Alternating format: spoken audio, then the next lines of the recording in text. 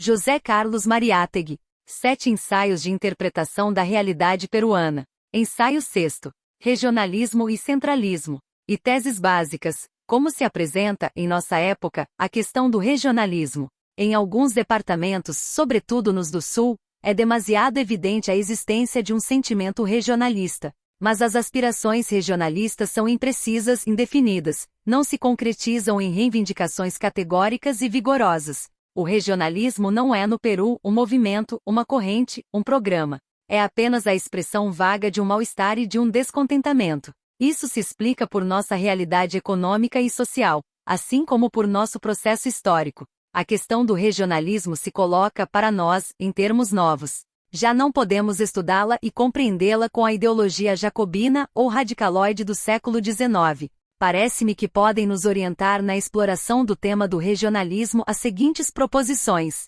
Primeira, a polêmica entre federalistas e centralistas é uma polêmica superada e anacrônica, como a controvérsia entre conservadores e liberais. Teórica e praticamente, a luta se desloca do plano exclusivamente político para um plano social e econômico. A nova geração não interessa o formal de nosso regime, o mecanismo administrativo, mas sim o substancial, a estrutura econômica. Segunda, o federalismo não aparece em nossa história como uma reivindicação popular, mas sim como uma reivindicação do gamonalismo e de sua clientela. Não foi formulado pelas massas indígenas. Seu proselitismo não ultrapassou os limites da pequena burguesia das antigas cidades coloniais. Terceira, o centralismo se apoia no caciquismo e no gamonalismo regionais dispostos, de maneira intermitente, a se sentirem ou se dizerem federalistas. A tendência federalista recruta seus adeptos entre os caciques ou gamonais em desgraça diante do poder central.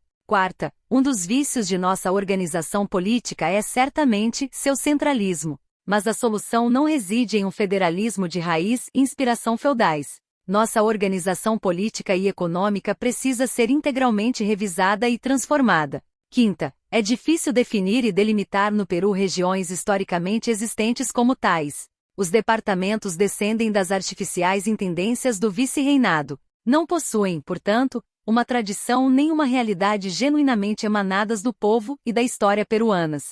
A ideia federalista não mostra, em nossa história, raízes verdadeiramente profundas. O único conflito ideológico, o único contraste doutrinário da primeira metade do século da República, é o de conservadores e liberais, no qual não se percebe a oposição entre a capital e as regiões, mas o antagonismo entre os encomendeiros ou latifundiários, descendentes da feudalidade e da aristocracia coloniais, e o demos mestiço das cidades, herdeiro da retórica liberal da independência. Essa luta transborda naturalmente para o sistema administrativo. A Constituição Conservadora de Huancayo, suprimindo os municípios, expressa a posição do conservadorismo diante da ideia de self-government. Mas tanto para conservadores quanto para liberais da época, a centralização ou descentralização administrativa não ocupava o primeiro plano da polêmica. Posteriormente, quando os antigos encomendeiros e aristocratas, unidos a alguns comerciantes enriquecidos com contratos e negócios com o Estado,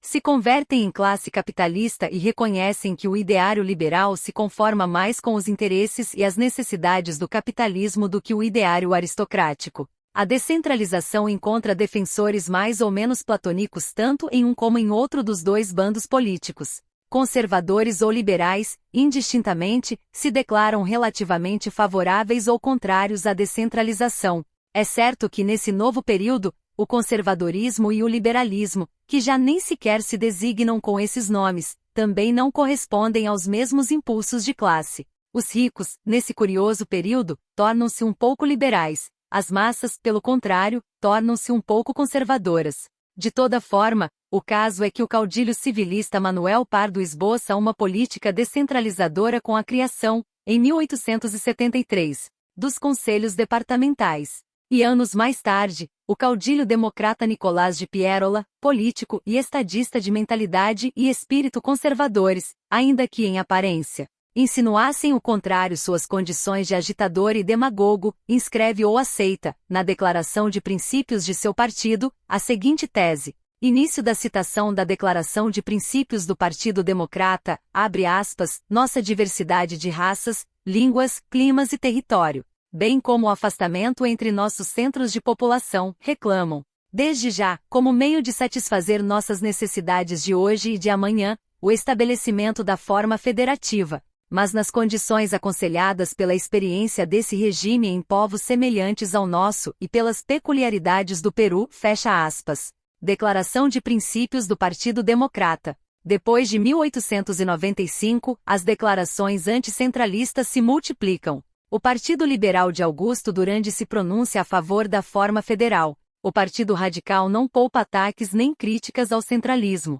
E até aparece, de repente, como que por encanto, um partido federal. A tese centralista resulta, então, exclusivamente sustentada pelos civilistas que em 1873 haviam se mostrado inclinados a atuar uma política descentralizadora. Mas tudo isso era apenas especulação teórica. Na realidade, os partidos não sentiam urgência em liquidar o centralismo. Os federalistas sinceros, além de muito poucos e distribuídos em diversos partidos, não exerciam influência efetiva sobre a opinião. Não representavam o anseio popular. Pierola e o Partido Democrata haviam governado vários anos. Durandi e seus amigos haviam compartilhado com os democratas, durante algum tempo, as honras e as responsabilidades do poder. Nem uns nem outros, naquela oportunidade, se ocuparam do problema do regime nem de reformar a Constituição. O Partido Liberal, após o desaparecimento do precário Partido Federal e da dissolução espontânea do radicalismo Gonzales Pradista,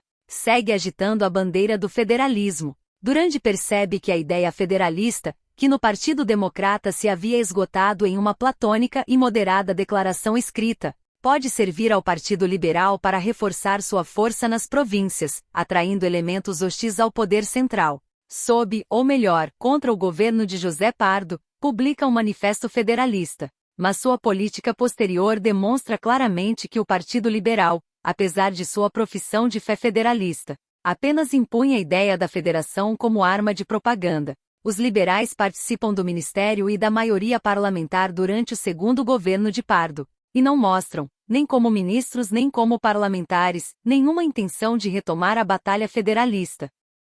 Também Billinghurst, talvez com mais convicção apaixonada que outros políticos que usavam essa plataforma, desejava a descentralização. Não se pode lhe reprovar, como aos democratas e liberais, o esquecimento desse princípio no poder. Sua experiência governamental foi demasiado breve, mas objetiva e imparcialmente. Não se pode deixar de constatar que com Billinghurst chegou à presidência um inimigo do centralismo sem nenhum benefício para a campanha anticentralista. À primeira vista, alguns poderiam pensar que essa rápida revisão da atitude dos partidos peruanos diante do centralismo prova que, sobretudo entre a data da Declaração de Princípios do Partido Democrata e a do Manifesto Federalista do Dr. Durandi, houve no Peru uma efetiva e definida corrente federalista. Mas seria contentar-se apenas com a aparência das coisas. O que essa revisão realmente prova é que a ideia federalista não suscitou nem ardorosas e explícitas resistências, nem enérgicas e apaixonadas adesões. Foi um lema ou um princípio sem valor e sem eficácia para, por si só, constituir o programa de um movimento ou de um partido. Isso não significa nem justifica absolutamente o centralismo burocrático, mas evidencia que o regionalismo difuso do sul do Peru não se concretizou, até hoje, em uma afirmação federalista ativa e intensa. Segunda, regionalismo e gamonalismo. A todos os observadores agudos do nosso processo histórico, seja qual for o seu ponto de vista particular, tem de parecer igualmente evidente o fato de que as preocupações atuais do pensamento peruano não são exclusivamente políticas. A palavra política tem aqui a acepção de velha política ou política burguesa, mas, sobretudo, sociais e econômicas. O problema do índio, a questão agrária interessam muito mais aos peruanos do nosso tempo do que o princípio de autoridade, a soberania popular, o sufrágio universal, a soberania da inteligência e demais temas do diálogo entre liberais e conservadores. Isso não se deve ao fato de a mentalidade política das gerações anteriores ter sido mais abstracionista, mais filosófica, mais universal, e diversa ou opostamente. A mentalidade política da geração contemporânea ser, como é, mais realista, mais peruana. Deve-se a que a polêmica entre liberais e conservadores se inspirava, de ambos os lados, nos interesses e nas aspirações de uma única classe social. A classe proletária carecia de reivindicações e de ideologia próprias. Liberais e conservadores consideravam o índio a partir do seu plano de classe superior e distinta. Quando não se esforçavam por eludir ou ignorar o problema do índio, empenhavam-se em reduzi-lo a um problema filantrópico ou humanitário. Nesta época, com o aparecimento de uma ideologia nova que traduz os interesses e as aspirações da massa, a qual adquire gradualmente consciência e espírito de classe, surge uma corrente ou tendência nacional que se sente solidária com a sorte do índio. Para essa corrente, a solução do problema do índio é a base de um programa de renovação ou reconstrução peruana. O problema do índio deixa de ser, como na época do diálogo de liberais e conservadores, um tema adjetivo ou secundário. Passa a representar o tema capital. Eis justamente um dos fatos que, ao contrário do que supõem e insinuam nacionalistas superficiais e autoproclamados, demonstram que o programa que se elabora na consciência desta geração é 1000 vezes mais nacional do que aquele que no passado se alimentou unicamente de sentimentos e superstições aristocráticas ou de conceitos e fórmulas jacobinas. Um critério que sustenta a supremacia do problema do índio é simultaneamente muito humano e muito nacional, muito idealista e muito realista. E seu enraizamento no espírito do nosso tempo está demonstrado pela coincidência entre a atitude de seus propugnadores de dentro e o juízo de seus críticos de fora. Início da citação de Eugênio d'Ors, abre aspas, em certos povos americanos especialmente, creio ver com muita clareza qual deve ser a justificação da independência, segundo a lei do bom serviço, quais devem ser o trabalho, a tarefa, a obra, a missão. Creio, por exemplo, vê-los desse modo em seu país. A Bolívia tem, como tem o Peru, como tem o México, um grande problema local que significa, ao mesmo tempo, um grande problema universal. Tem o problema do índio, o da situação do índio diante da cultura. Que fazer com essa raça? Sabe-se que houve, tradicionalmente, 2 métodos opostos. Que o método saxão consistiu em fazê-la retroceder, em dizimá-la, em, lentamente, exterminá-la. O método espanhol, ao contrário, tentou a aproximação, a redenção, a mistura. Não quero dizer agora qual dos 2 métodos deve ser preferido. O que há que estabelecer com franca inteireza é a obrigação de trabalhar com um ou com o outro deles. É a impossibilidade moral de se contentar com uma linha de conduta que simplesmente esquive o problema e tolere a existência e pululação dos índios ao lado da população branca, sem se preocupar de sua situação, senão no sentido de aproveitá-la, egoísta, avara, cruelmente, para as miseráveis fainas obscuras da fadiga e da domesticidade. Fecha aspas, Eugênio d'Ors. Não me parece esta a ocasião de contradizer o conceito de Eugênio d'Ors sobre a oposição, no tocante ao índio, entre o presumido humanitarismo do método espanhol e a implacável vontade de extermínio do método saxão. Provavelmente para Eugênio d'Ors, o método espanhol está representado pelo generoso espírito do padre Las Casas e não pela política da conquista e do vice-reinado, totalmente impregnada de preconceitos adversos não só ao índio como até ao mestiço. Na opinião de Eugênio d'Ors, não quero assinalar senão um testemunho recente da igualdade com que interpretam a mensagem da época os agonistas iluminados e os espectadores inteligentes do nosso drama histórico.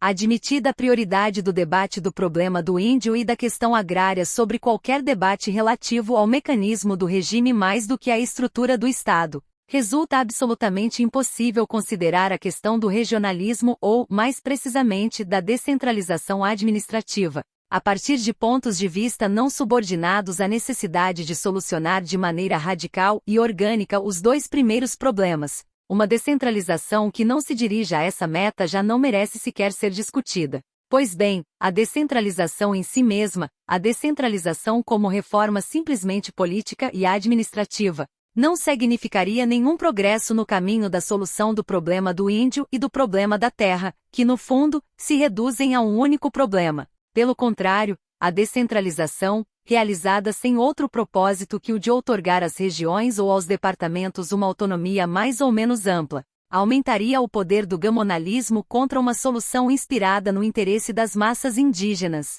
Para adquirir essa convicção, basta perguntar-se que casta, que categoria, que classe se opõe à redenção do índio. A resposta não pode ser senão uma e categórica: o gamonalismo, o feudalismo, o caciquismo. Por conseguinte, como duvidar de que uma administração regional de coronéis e caciques, quanto mais autônoma, tanto mais sabotaria e rejeitaria toda a efetiva reivindicação indígena? Não cabem ilusões. Os grupos, as camadas sãs das cidades jamais conseguiriam prevalecer contra o gamonalismo na administração regional. A experiência de mais de um século é suficiente para saber a que nos ater quanto à possibilidade de que, num futuro próximo, chegue a funcionar no Peru um sistema democrático que assegure, ao menos formalmente, a satisfação do princípio jacobino da soberania popular. As massas rurais, as comunidades indígenas, em todo caso, manter-se-iam alheias ao sufrágio e a seus resultados. E, em consequência, ainda que não fosse senão porque os ausentes nunca têm razão, início da citação, abre aspas, les absents ont toujours tort, fecha aspas. Autor não informado, os organismos e os poderes que se criariam eletivamente, mas sem o seu voto, não poderiam nem saberiam nunca fazer-lhes justiça. Quem tem a ingenuidade de imaginar as regiões, dentro de sua realidade econômica e política presente, regidas pelo sufrágio universal, tanto o sistema de conselhos departamentais do presidente Manuel Pardo quanto a República Federal preconizada nos manifestos de Augusto Durandi e outros assertores da Federação não representaram nem podiam representar outra coisa senão uma aspiração do gamonalismo. Os conselhos departamentais, na prática, transferiam aos caciques do departamento um conjunto de funções detidas pelo poder central. A República Federal, aproximadamente, teria tido a mesma função e a mesma eficácia. Tem plena razão as regiões, as províncias, quando condenam o centralismo, seus métodos e suas instituições. Tem plena razão quando denunciam uma organização que concentra na capital a administração da República. Mas não tem razão absoluta quando, iludidas por uma miragem, creem que a descentralização bastaria para resolver seus problemas essenciais. O gamonalismo, dentro da República Central e Unitária, é o aliado e o agente da capital nas regiões e nas províncias. De todos os defeitos, de todos os vícios do regime central, o gamonalismo é solidário e responsável. Portanto, se a descentralização não serve senão para colocar, diretamente, sob o domínio dos coronéis, a administração regional e o regime local, a substituição de um sistema por outro não traz nem promete o remédio de nenhum mal profundo. Luiz E. Valcárcel está empenhado em demonstrar a sobrevivência do incário sem o Inca. Eis um estudo mais transcendente do que o dos superados temas da velha política. Eis também um tema que confirma a asserção de que as preocupações da nossa época não são superficial e exclusivamente políticas, mas, principalmente, econômicas e sociais.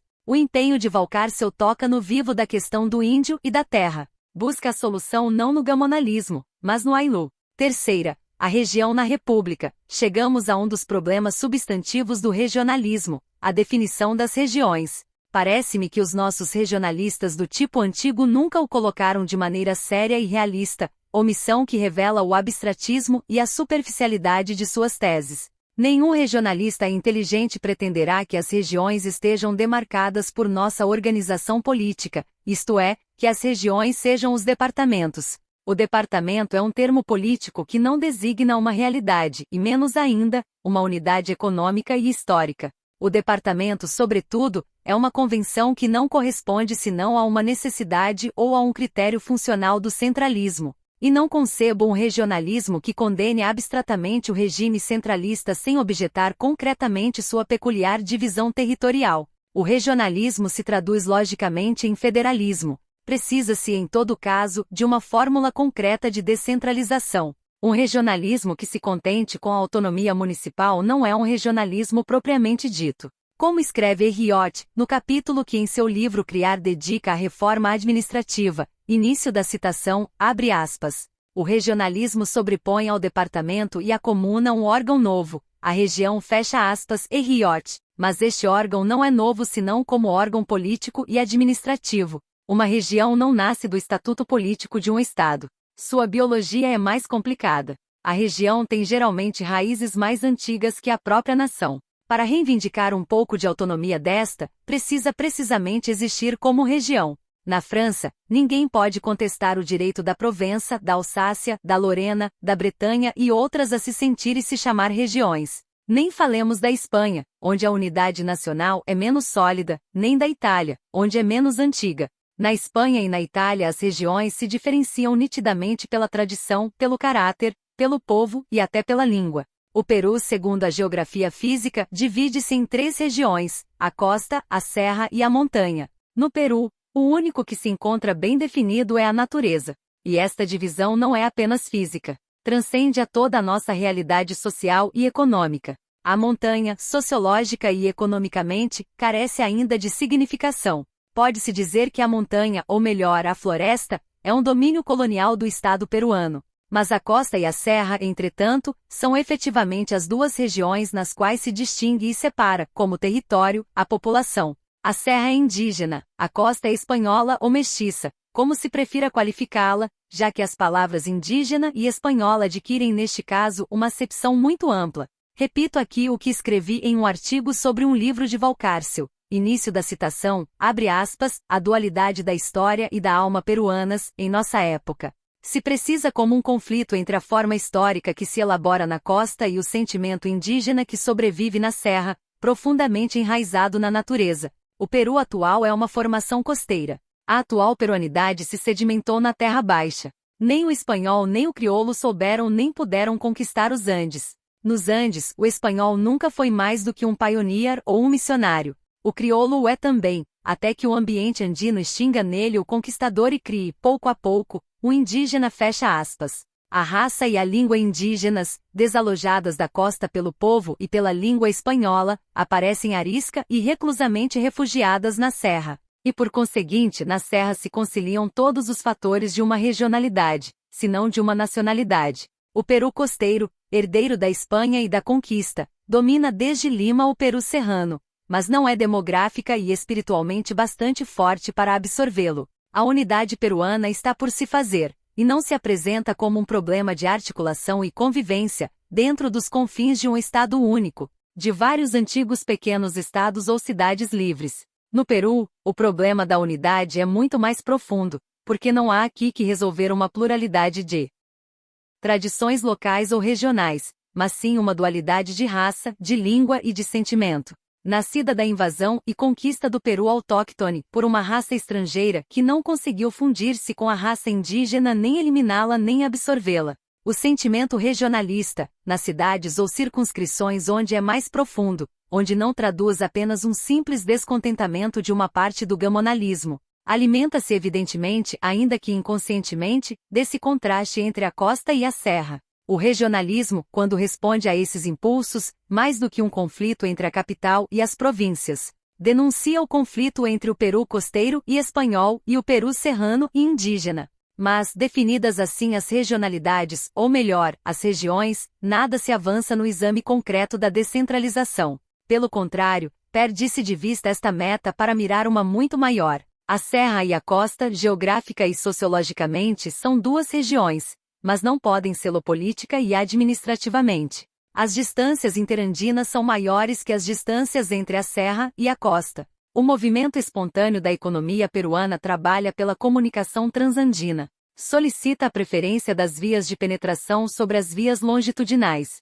O desenvolvimento dos centros produtores da serra depende da saída para o mar. E todo programa positivo de descentralização tem que inspirar-se, principalmente, nas necessidades e nas direções da economia nacional. O fim histórico de uma descentralização não é secessionista, mas, pelo contrário, unionista. Descentraliza-se não para separar e dividir as regiões, mas para assegurar e aperfeiçoar sua unidade dentro de uma convivência mais orgânica e menos coercitiva. Regionalismo não quer dizer separatismo. Essas constatações conduzem, portanto, à conclusão de que o caráter impreciso e nebuloso do regionalismo peruano e de suas reivindicações não é senão uma consequência da falta de regiões bem definidas.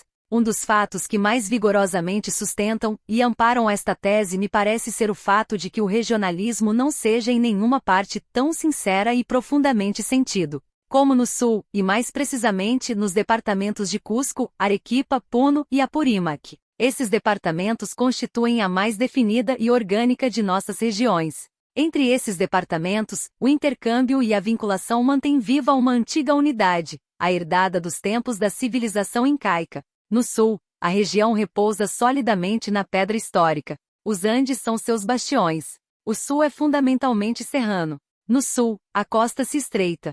É uma exígua e angosta faixa de terra, na qual o Peru costeiro e mestiço não pôde se assentar fortemente. Os Andes avançam até o mar, convertendo a costa em uma estreita cornija. Por conseguinte, as cidades não se formaram na costa, mas na serra. Na costa do sul não há senão portos e enseada. O sul pôde conservar-se serrano, se não indígena, apesar da conquista, do vice-reinado e da república. Em direção ao norte, a costa se alarga, torna-se, econômica e demograficamente, dominante. Trujillo, Chiclayo e Piura são cidades de espírito e tonalidade espanhóis. O tráfego entre essas cidades e Lima é fácil e frequente. Mas o que mais as aproxima da capital é a identidade de tradição e de sentimento. Em um mapa do Peru, melhor do que em qualquer confusa ou abstrata teoria, encontra-se assim explicado o regionalismo peruano. O regime centralista divide o território nacional em departamentos, mas aceita ou emprega, às vezes, uma divisão mais geral, a que agrupa os departamentos em 3 grupos: Norte, Centro e Sul. A Confederação Peru-Boliviana de Santa Cruz seccionou o Peru em 2 metades. Não é, no fundo, mais arbitrária e artificial do que essa demarcação a da República Centralista. Sob a etiqueta de Norte, Sul e Centro reúnem-se departamentos ou províncias que não têm entre si nenhum contato. O termo região aparece aplicado de maneira demasiado convencional. Nem o Estado nem os partidos puderam nunca, entretanto, definir de outro modo as regiões peruanas. O Partido Democrata, a cujo federalismo teórico já me referi, aplicou seu princípio federalista em seu regime interior, colocando o Comitê Central sobre 3 comitês regionais, o do Norte, o do Centro e o do Sul.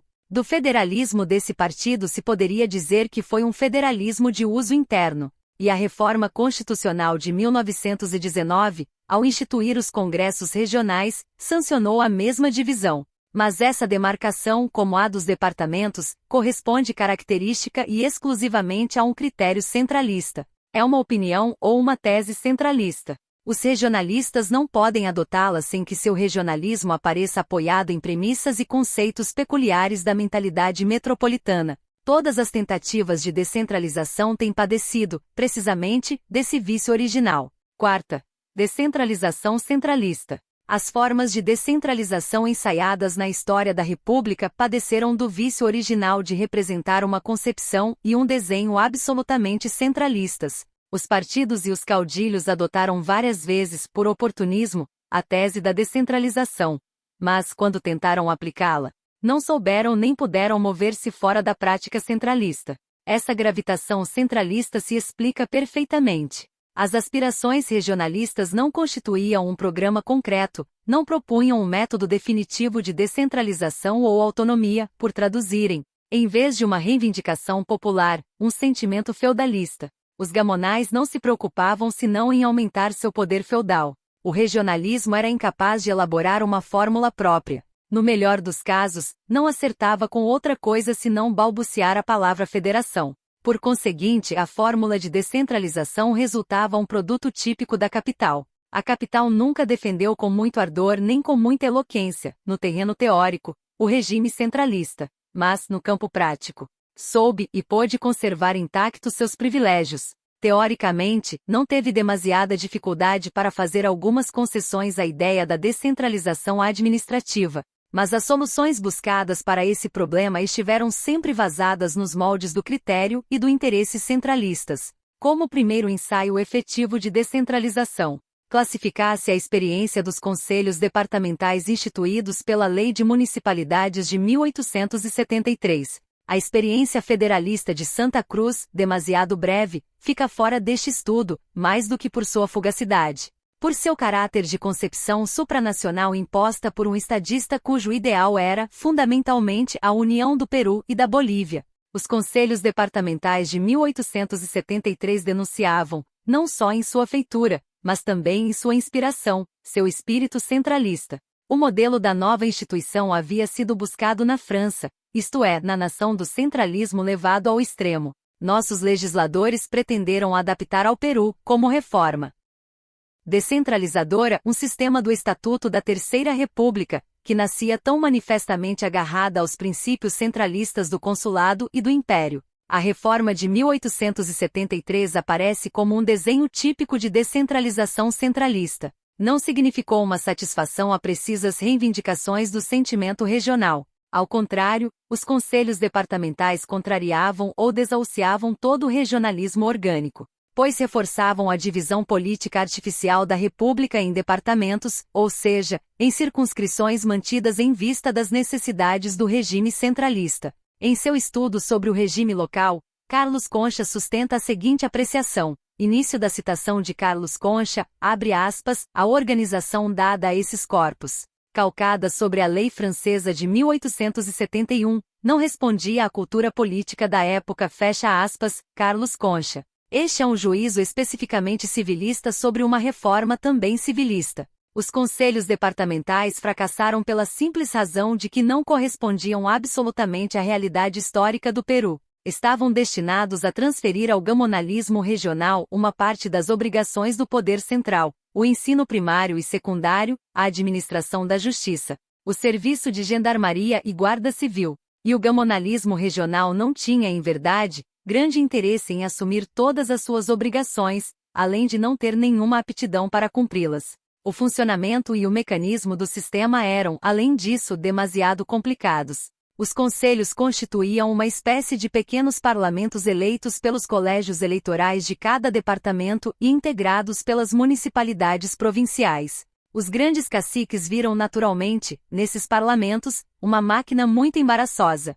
Seu interesse reclamava algo mais simples em sua composição e em seu manejo. Que lhes podia importar, por outro lado, a instrução pública? Essas preocupações fastidiosas ficavam bem para o poder central. Os conselhos departamentais não repousavam, portanto, nem no povo, alheio ao jogo político, sobretudo nas massas camponesas, nem nos senhores feudais e suas clientelas. A instituição resultava completamente artificial. A Guerra de 1879 decidiu a liquidação do experimento, mas os conselhos departamentais já estavam fracassados. Na prática, havia-se comprovado, em seus curtos anos de vida, que não podiam cumprir sua missão. Quando, passada a guerra, sentiu-se a necessidade de reorganizar a administração, não se voltou os olhos para a Lei de 1873. A Lei de 1886, que criou as juntas departamentais, correspondeu, contudo, à mesma orientação. A diferença estava em que, dessa vez, o centralismo se preocupava formalmente muito menos com uma descentralização de fachada. As juntas funcionaram até 1893 sob a presidência dos prefeitos. Em geral, estavam totalmente subordinadas à autoridade do poder central. O que realmente se propunha essa aparência de descentralização não era o estabelecimento de um regime gradual de autonomia administrativa dos departamentos. O Estado não criava as juntas para atender aspirações regionais. Tratava-se de reduzir ou suprimir a responsabilidade do poder central na distribuição dos fundos disponíveis para o ensino e a malha viária. Toda a administração continuava rigidamente centralizada. Aos departamentos não se reconhecia mais independência administrativa que a que se poderia chamar de autonomia de sua pobreza. Cada departamento devia se conformar, sem aborrecimento para o poder central, com as escolas que o produto de alguns tributos lhe consentisse manter e com os caminhos que o autorizasse a abrir ou reparar. As juntas departamentais não tinham outro objetivo que a divisão, por departamentos, do orçamento de instrução e de obras públicas. A prova de que essa foi a verdadeira significação das juntas departamentais é proporcionada pelo processo de seu declínio e abolição. À medida que a fazenda pública convalesceu das consequências da Guerra de 1879, o poder central começou a reassumir as funções encarregadas às juntas departamentais. O governo tomou inteiramente em suas mãos a instrução pública. A autoridade do poder central cresceu na proporção do desenvolvimento do orçamento geral da República. As receitas departamentais começaram a representar muito pouca coisa ao lado das receitas fiscais. E como resultado desse desequilíbrio fortaleceu-se o centralismo. As juntas departamentais, substituídas pelo poder central nas funções que precariamente lhes haviam sido confiadas, atrofiaram-se progressivamente. Quando já não lhes restava senão uma ou outra atribuição secundária de revisão dos atos das prefeituras, uma ou outra função burocrática na administração departamental, produziu-se sua supressão. A reforma constitucional de 1919 não pôde abster-se de dar uma satisfação, formal ao menos, ao sentimento regionalista. A mais transcendente de suas medidas descentralizadoras, a autonomia municipal, não foi até agora aplicada.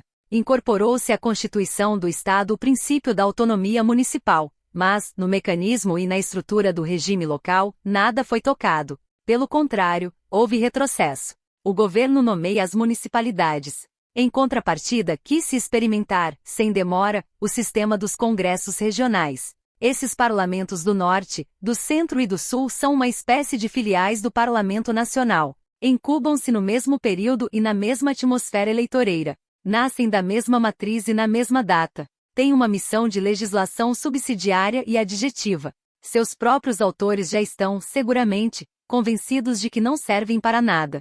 6 anos de experiência bastam para julgá-los, em última instância, como uma paródia absurda de descentralização. Na verdade, não era necessária essa prova para saber o que pensar de sua eficácia. A descentralização a qual aspira o regionalismo não é legislativa, mas administrativa. Não se concebe a existência de uma dieta ou parlamento regional sem um correspondente órgão executivo. Multiplicar as legislaturas não é descentralizar. Os congressos regionais nem sequer vieram descongestionar o Congresso Nacional. Nas duas câmaras seguem sendo debatidos miúdos temas locais. O problema, em suma, permaneceu integralmente em pé. José Carlos Mariátegui. 7 ensaios de interpretação da realidade peruana. Ensaio 6º.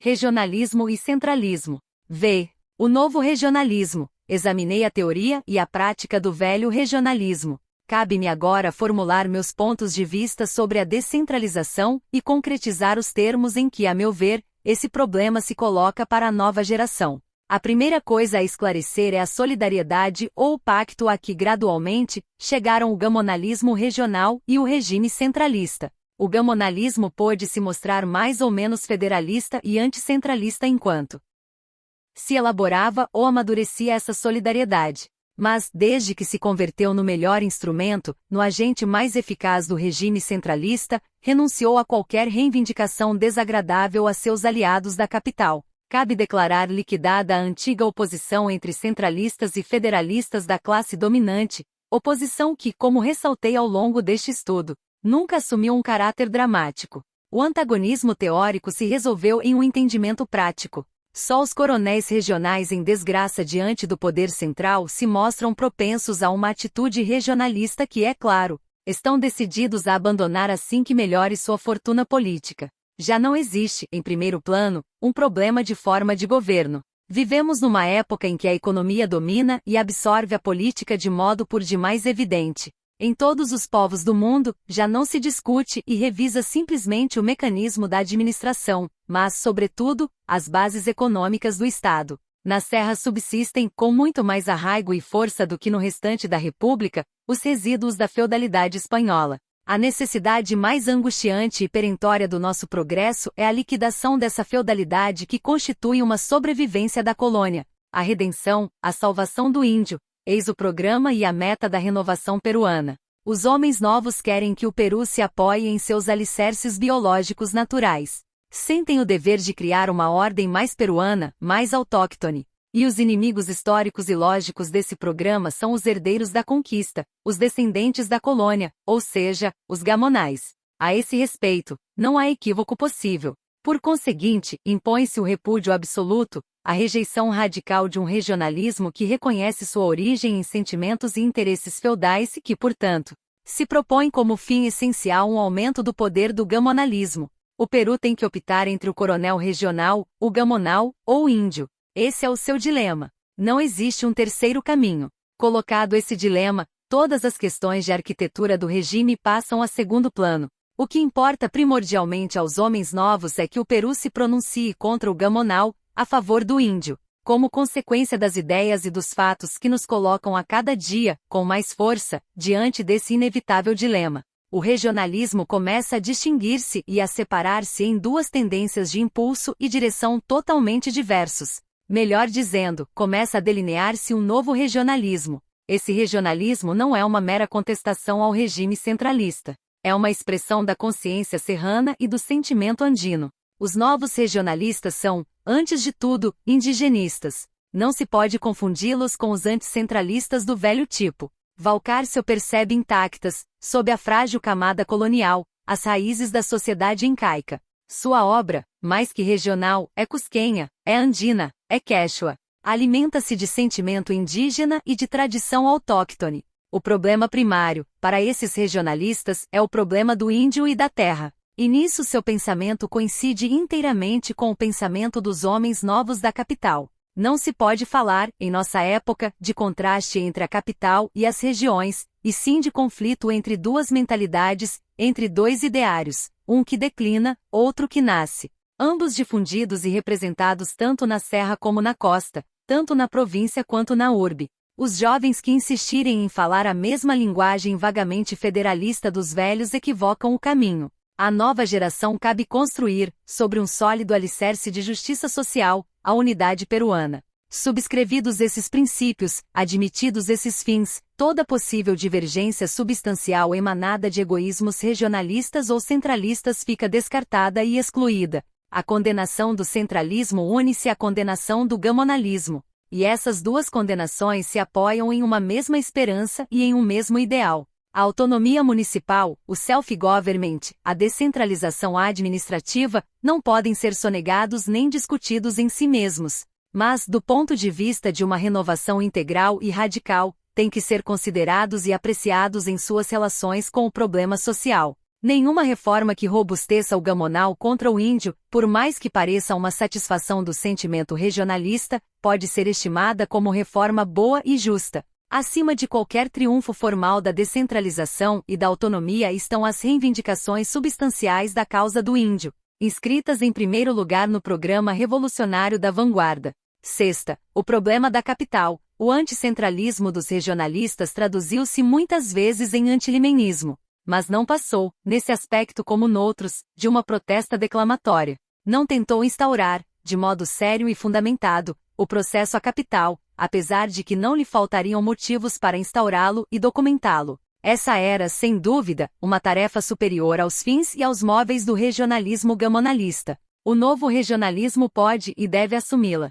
Enquanto entra nessa fase positiva de sua missão, parece-me útil completar minha tentativa de esclarecimento do velho tópico regionalismo e centralismo, colocando o problema da capital. Até que ponto o privilégio de Lima se encontra ratificado pela história e pela geografia nacionais? Eis uma questão que convém dilucidar. A hegemonia limenha repousa, a meu ver, sobre terreno menos sólido do que por mera inércia mental se supõe. Corresponde a uma época, a um período do desenvolvimento histórico nacional. Apoia-se em razões suscetíveis de envelhecimento e caducidade. O espetáculo do desenvolvimento de Lima nos últimos anos leva a nossa gente limenha impressionista a previsões de delirante otimismo sobre o futuro próximo da capital. Os bairros novos, as avenidas de asfalto percorridas de automóvel a 60 ou 80 km por hora persuadem facilmente um limenho, que, sob seu ceticismo epidérmico e sorridente, é muito menos incrédulo do que parece, de que Lima segue depressa o caminho de Buenos Aires ou do Rio de Janeiro.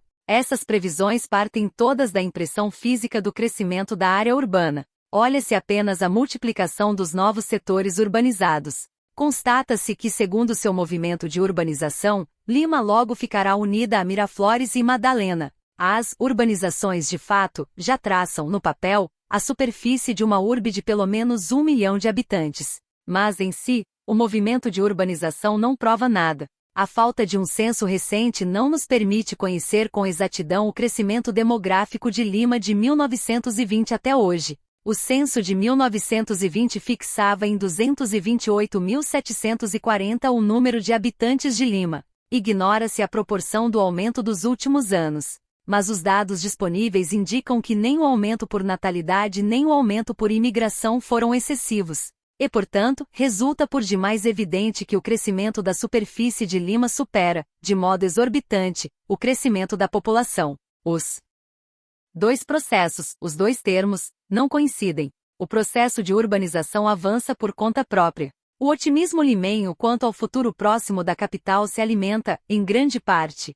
da confiança de que ela continuará a usufruir longamente as vantagens de um regime centralista que lhe assegura seus privilégios de sede do poder, do prazer, da moda. Mas o desenvolvimento de uma urbe não é questão de privilégios políticos e administrativos. É, antes, questão de privilégios econômicos. Em consequência, o que é preciso investigar é se o desdobramento orgânico da economia peruana garante a Lima a função necessária para que seu futuro seja aquele que se prediz.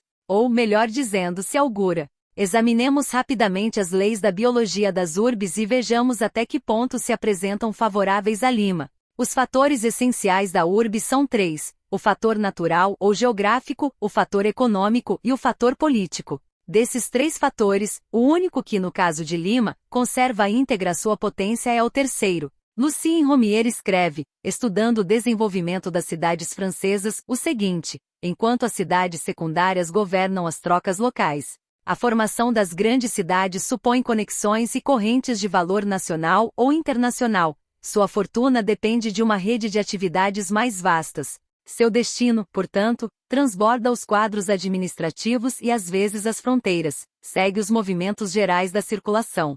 Pois bem, no Peru essas conexões e correntes de valor nacional e internacional não se concentram na capital. Lima não é geograficamente o centro da economia peruana. Não é, sobretudo, a foz de suas correntes comerciais. Num artigo sobre a capital do Esprit publicado numa revista italiana, César Falcon faz observações inteligentes sobre esse tópico. Constata Falcon que as razões do estupendo crescimento de Buenos Aires são, fundamentalmente, razões econômicas e geográficas. Buenos Aires é o porto e o mercado da agricultura e da pecuária argentinas. Todas as grandes vias do comércio argentino desembocam ali. Lima, em troca, não pode ser senão uma das desembocaduras dos produtos peruanos. Por diferentes portos da longa costa peruana têm que sair os produtos do norte e do sul. Tudo isso é de uma evidência incontestável. O Callao mantém-se, e manter-se-á por muito tempo, no primeiro posto da estatística aduaneira. Mas o aumento da exploração do território e seus recursos não se refletirá, sem dúvida, em proveito principal do Callao. Determinará o crescimento de vários outros portos do litoral. O caso de Talara é um exemplo. Em poucos anos, Talara converteu-se, pelo volume de suas exportações e importações, no segundo porto da República. Os benefícios diretos da indústria petrolífera escapam completamente à capital. Essa indústria exporta e importa sem empregar absolutamente, como intermediária, a capital nem o seu porto. Outras indústrias que nasçam na serra ou na costa terão o mesmo destino e as mesmas consequências. Ao lançar um olhar ao mapa de qualquer nação cuja capital é uma grande urbe de importância internacional, observar-se-á, em primeiro lugar, que a capital é sempre o nó central da rede de ferrovias e estradas do país, o ponto de encontro e conexão de todas as suas grandes vias. Uma grande capital caracteriza-se, em nosso tempo, sob esse aspecto, como uma grande central ferroviária. No mapa ferroviário está marcada, mais nitidamente do que em qualquer outra carta, sua função de eixo e centro. É evidente que o privilégio político determina, em parte, essa organização da rede ferroviária de um país. Mas o fator primário da concentração não deixa, por isso, de ser o favor econômico. Todos os núcleos de produção tendem espontânea e logicamente a comunicar-se com a capital, estação máxima, mercado supremo. E o fator econômico coincide com o fator geográfico. A capital não é produto do acaso. Formou-se em virtude de uma série de circunstâncias que favoreceram sua hegemonia. Mas nenhuma dessas circunstâncias se teria dado se, geograficamente, o lugar não houvesse aparecido mais ou menos designado para esse destino. O fato político não basta. Disse que sem o papado, Roma teria morrido na Idade Média. Pode ser que se diga algo muito exato. Não vale a pena discutir a hipótese. Mas, de todo modo, não é menos exato que Roma deveu a sua história e a sua função de capital do maior império do mundo a honra e o favor de hospedar o papado. E a história da Terceira Roma, precisamente, nos ensina a insuficiência do privilégio político. Não obstante a força de gravitação do Vaticano e do Quirinal, da sede da Igreja e da sede do Estado, Roma não pôde prosperar com a mesma velocidade que Milão. O otimismo do ressurgimento sobre o porvir de Roma teve, ao contrário, o fracasso de que nos fala o romance de Émile Zola. As empresas urbanizadoras e construtoras que se lançaram, com grande ímpeto, à edificação de um bairro monumental, arruinaram-se nesse empenho. Seu esforço era prematuro. O desenvolvimento econômico da Itália setentrional assegurou a preponderância de Milão, que deve seu crescimento, de forma demasiado ostensiva, ao seu papel no sistema de circulação dessa Itália industrial e comerciante. A formação de toda grande capital moderna teve um processo complexo e natural, com raízes profundas na tradição. A gênese de Lima, em troca, foi um tanto arbitrária. Fundada por um conquistador por um estrangeiro, Lima aparece, em sua origem, como a tenda de um capitão vindo de terras longínquas. Lima não ganha seu título de capital em luta e concorrência com outras cidades. Criatura de um século aristocrático, Lima nasce com um título de nobreza. Chama-se, desde o batismo, Cidade dos Reis. É filha da conquista. Não a cria o aborígene, o natural da terra, cria-a o colonizador, ou melhor, o conquistador. Depois, o vice-reinado a consagra como sede do poder espanhol na América do Sul. E finalmente a Revolução da Independência, movimento da população crioula e espanhola, não da população indígena, proclama a capital da República. Surge um fato que ameaça, temporariamente, sua hegemonia, a Confederação Peru-Boliviana. Mas esse Estado, que restabelecendo o domínio do Ande e da Serra, tem algo de instintivo, de subconsciente ensaio de restauração do Tavantinsuyo, busca seu eixo demasiado ao sul. E, entre outras razões, acaso por essa, desaba. Lima, armada de seu poder político, referenda depois seus foros de capital. Não é só a riqueza mineral de Junín que nessa etapa inspira a obra da Estrada de Ferro Central. É mais ou sobretudo, o interesse de Lima. O Peru, filho da conquista, precisa partir do solar do conquistador, da sede do vice-reinado e da república,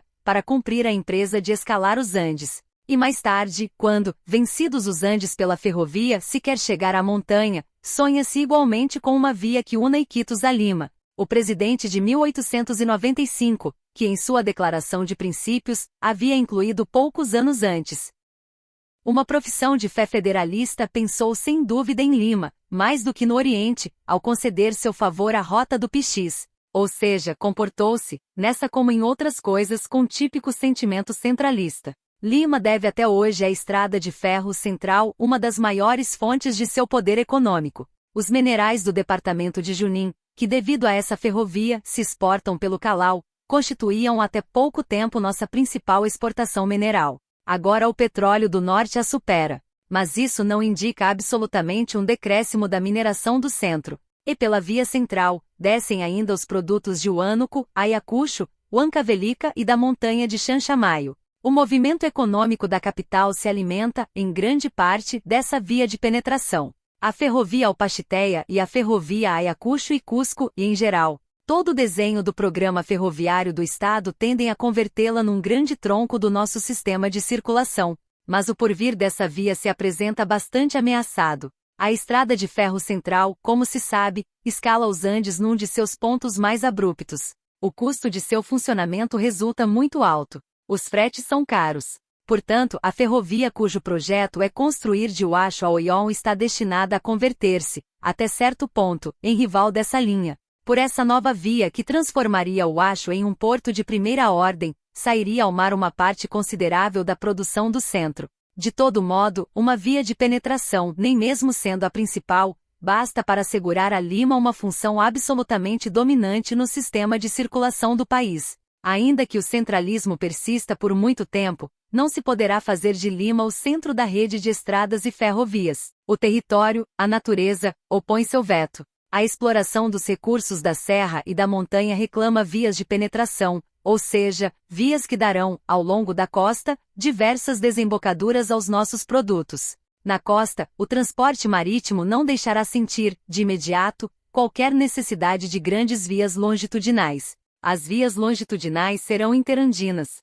E uma cidade costeira como Lima não poderá ser a estação central dessa complicada rede que necessariamente buscará as saídas mais baratas e fáceis. A indústria é um dos fatores primários da formação das urbes modernas. Londres, Nova York e Berlim, Paris devem sua hipertrofia, em primeiro lugar, à sua indústria. O industrialismo constitui um fenômeno específico da civilização ocidental. Uma grande urbe é fundamentalmente um mercado e uma usina. A indústria criou primeiro a força da burguesia e depois a força do proletariado.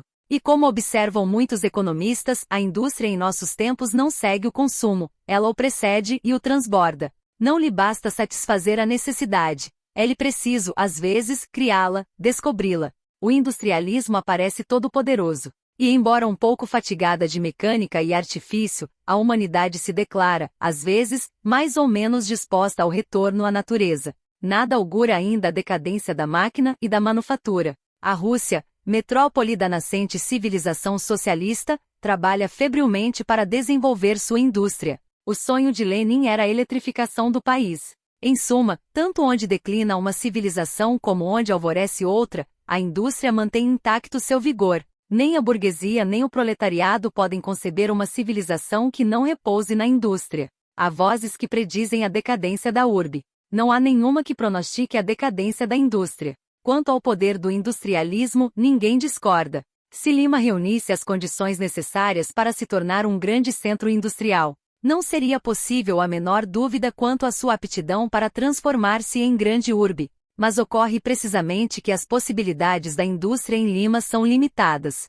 Não apenas porque, em geral, são limitadas no Peru, país que por muito tempo ainda terá que contentar-se com o papel de produtor de matérias-primas, mas, de outro lado, porque a formação dos grandes núcleos industriais também tem suas leis. E essas leis são, em metade dos casos, as mesmas da formação das grandes urbes. A indústria cresce nas capitais, entre outras coisas, porque estas são o centro do sistema de circulação de um país. A capital é a usina porque é, além disso, o mercado. Uma rede centralista de estradas e ferrovias é tão indispensável à concentração industrial quanto à concentração comercial. E já vimos, nos artigos anteriores, até que ponto a geografia física do Peru resulta anticentralista. A outra causa de gravitação industrial de uma cidade é a proximidade do lugar de produção de certas matérias-primas. Essa lei rege, sobretudo, a indústria pesada, a siderurgia. As grandes usinas metalúrgicas surgem perto das minas destinadas a abastecê-las.